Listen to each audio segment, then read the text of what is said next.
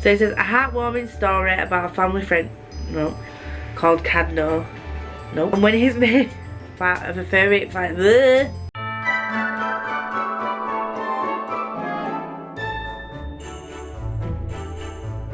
Hello friends, welcome to another video. I am so excited for this one. So this is my first ever anticipated reads video, because prior to now I've literally been one of those people that will find out something last minute then just go out and buy it because it looks pretty. But I've actually looked into some books that are coming out. I already knew of some like sequels and things coming out, but I'm really excited to show you my anticipated reads. At the moment I'm just going to go through my January to March anticipated releases, because if I went through my full year I would probably miss some out, which I don't want to do.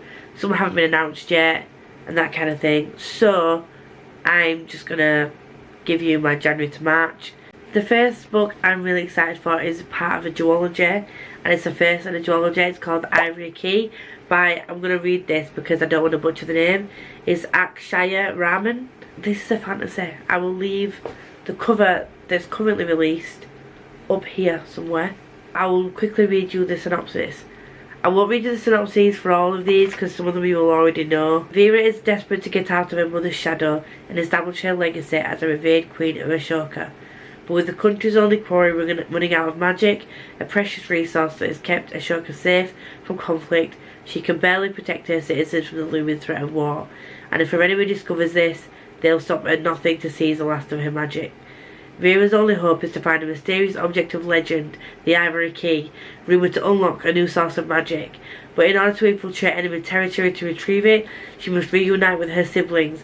Torn apart by the different paths their lives have taken, each of them has something to gain from finding the Ivory Key, and even more to lose if they fail.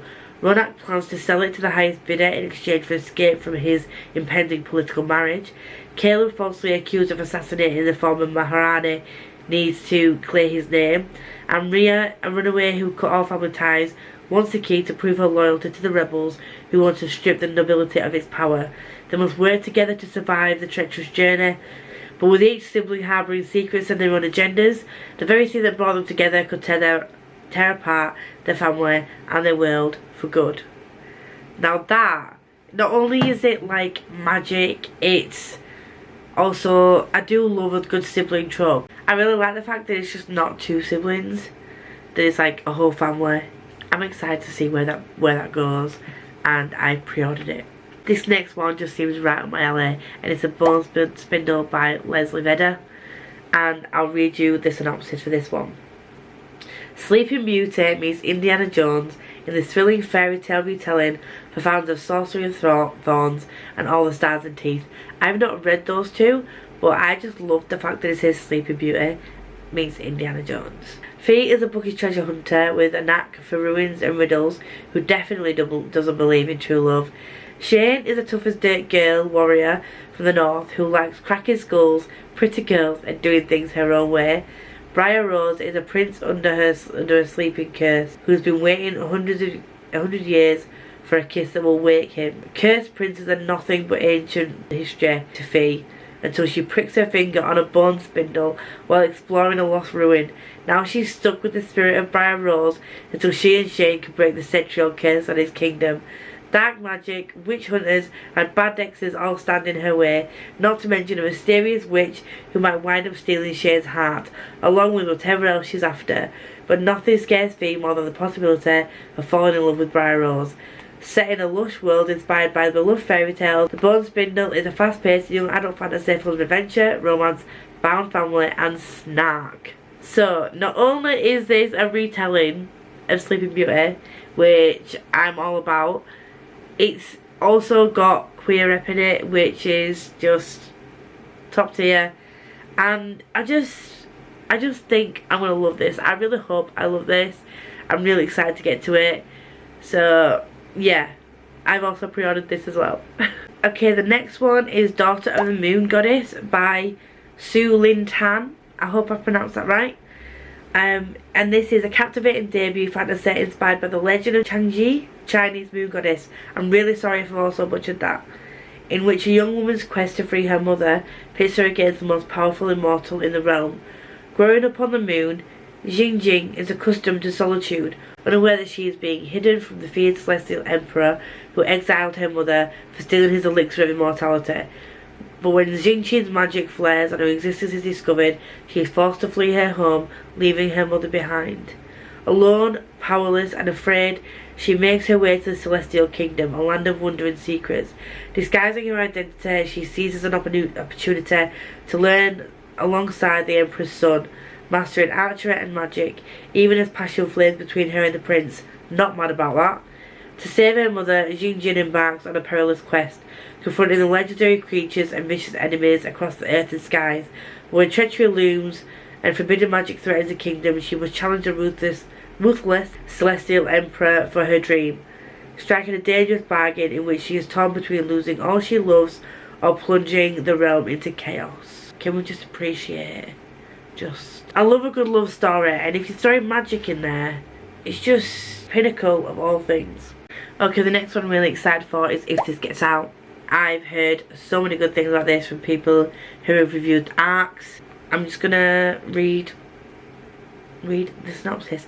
I said I wasn't going to read all the synopses, but I feel like you're not going to get the full fantasy unless I read it. So, 18-year-old Ruben Montez and Zach Knight are two members of the boy band Saturday, one of the biggest acts in America. Along with their bandmates Angel Fan and John Braxton, the four are teen heartbreakers in front of the cameras and best friends backstage. But privately cracks are starting to form.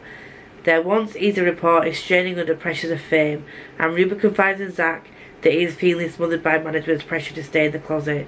On a whirlwind tour through Europe with both an unrelenting schedule and minimal supervision, Ruben and Zach come to rely on each other more and more, and their already close friendship evolves into a romance. When they decide they're ready to tell their fans and not live freely, Zach and Ruben start to truly realise that they will never have the support of their management. How can they hold tight to each other when the whole world seems to want to come between them? That is just beautiful. I love that so much. I can't wait for this. This was one that I saw Becca Fowle and she loved this. It was one of her favourites of this year, so I'm just so excited for it. And I've got a contemporary on here. Are you proud of me? I'm evolving. Next up is Crescent City 2 that comes out, which is The House of Sky and Breath. That comes out on the 15th of February. I've not even read the first one yet, but I'm loving Throne of Glass so far, and I've loved the whole of the ACOTAR series that I've read so far. I can't imagine that this series is going to be any different. I've pre-ordered this. I'm just really excited to get around to it. I'm going to be reading Crescent City in January, ready for when this comes out, and as soon as it comes out, I will be picking it up and reading it, dropping my TBR for that book. So I'm definitely going to get the first one read in January. Next up we have Gallant, which is released on the 1st of March. I'm so excited for this. I love the darker shades of magic. I just can't wait to dive into more of her books. I'm working my way through getting her backlist, and I pre-ordered this, so I'll give you a brief synopsis of what's going on. Olivia Pryor has grown up in Maryland's school for girls, and all she has of her past is her mother's journal, which seems to unravel into madness. Then a letter invites Olivia to come home to Gallant. Yet when Olivia arrives, no one is expecting her, but Olivia is not about to leave the first place that feels like home. It doesn't matter if her cousin Matthew is hostile, or if she has half-formed ghouls haunting the hallways. Olivia knows Gallant is hiding secrets, and she is determined to uncover them. When she crosses a ruined wall, and at just the right moment, Olivia finds herself in a place that is Gallant, but not. The manor is crumbling, the ghouls are solid, and a mysterious figure rules over all. Now Olivia sees what has unravelled generations of her family, and where her father may have come from. Olivia has always wanted to belong somewhere, but will she take her place as Pryor, protecting our world against the master of the house, or will she take her place beside him? Do we have to? I'm crap at reading synopses, but there we go. I'm feeling this out. So the next one is Only a Monster by Vanessa Len. This is out on the, let me just double check. This is out on the 17th of February. This is a YA contemporary fantasy, and I'm just really excited to get to this one as well. I'm excited for all of them, can you tell? The synopsis says, it should have been the perfect summer. Sent to stay with her late mother's eccentric family in London, 16-year-old Joan is determined to enjoy herself. She loves her nerdy job at the historic Holland house, and when her super cute co-worker Nick asks her on a date, it feels like everything is falling into place. But she soon learns the truth. Her family aren't just eccentric, they're monsters with terrifying hidden powers. And Nick isn't just a cute boy, he's a legendary monster slayer who will do anything to bring them down. As she battles Nick, Joan is forced to work with the beautiful, ruthless Aaron Oliver, heir to a monster family that hates her own. She'll have to embrace her own monstrousness if she is to save herself and her family, because in this story, she is not the hero. She is not the hero. It's like a villain origin story, isn't it? Are we vibing? Are we vibing? We are. So the last one on the list for January to March is The Last Firefox by Lee Newberry. I'm just going to read you the synopsis again. A heartwarming story about family, friendship and finding your inner fire. Between bullies at school and changes at home, Charlie Challoner finds life a bit scary. And when he's made guardian of a furry fox called Cadno, things get a whole lot scarier. Because Cadno isn't just any fox, he's a firefox, the only one of his kind, and a sinister hunter from another world is on his trail. Swept up into an unexpected adventure to protect his flammable friend, Charlie's going to need to find the bravery he never thought he had if he's going to save the last Firefox. So that's just a cute little mini guide that I'm looking forward to reading. So those are the books that I know of that are coming out between January and March that I'm excited about. So if you let me know what you're excited about down below. 2022 is going to be a good reading year, people. All the good books are coming out. So I'm going to see you all very soon.